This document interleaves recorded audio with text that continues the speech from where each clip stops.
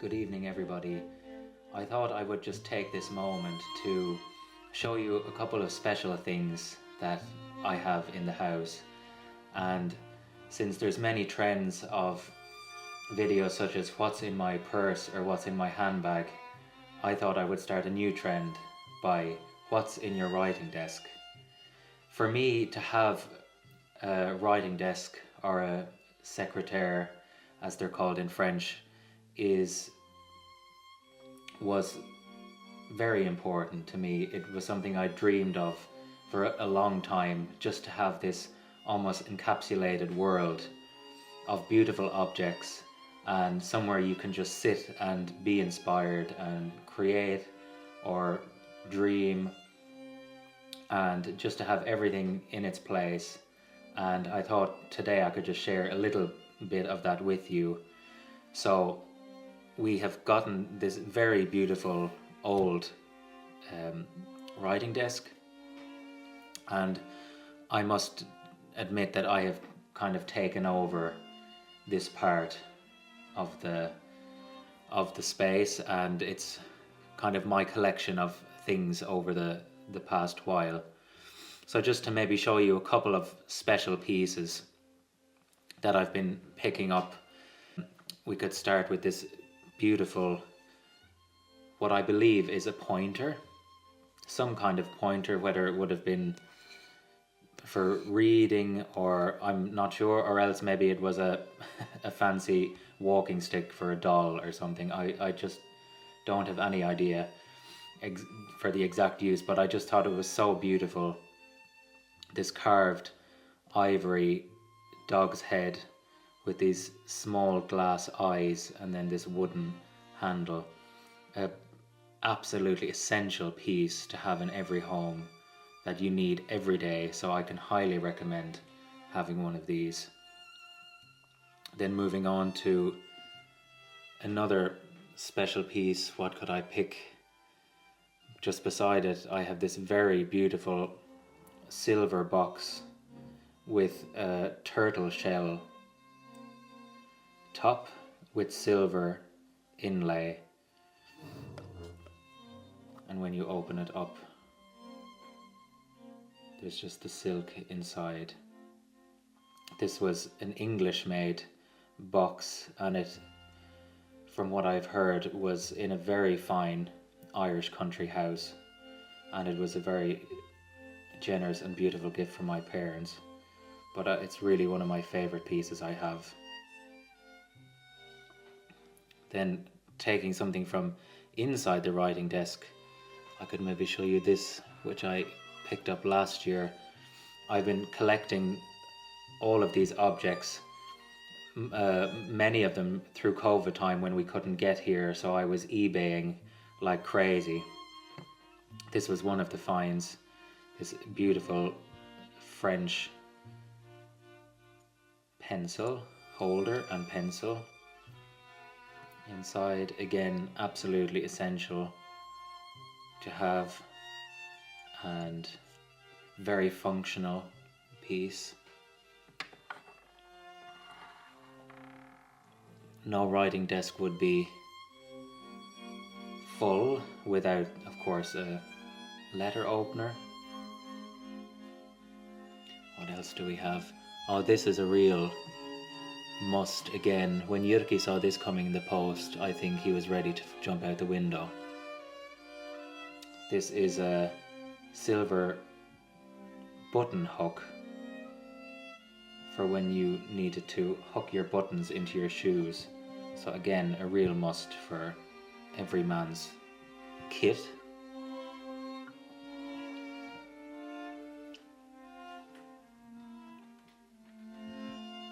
Then we have my grandmother's beautiful inkwell, which I'm so happy to have.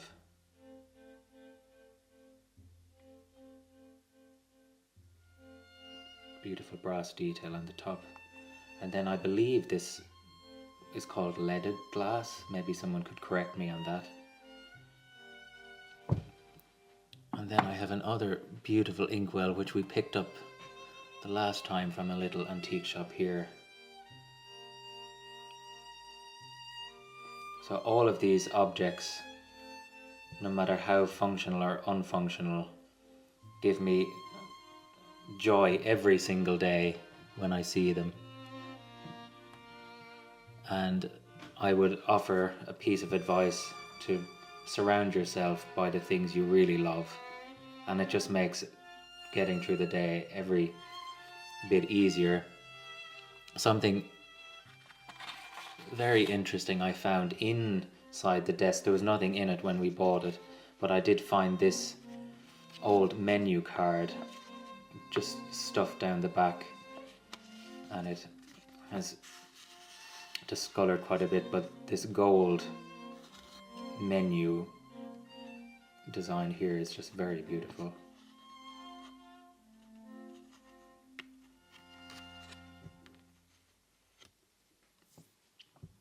Then we have a beautiful inkwell set with the wax stamp, which I got from Jyrki for a birthday present, and it finally found a home. And for drying the ink on the letters, beautiful marble that came from Helsinki.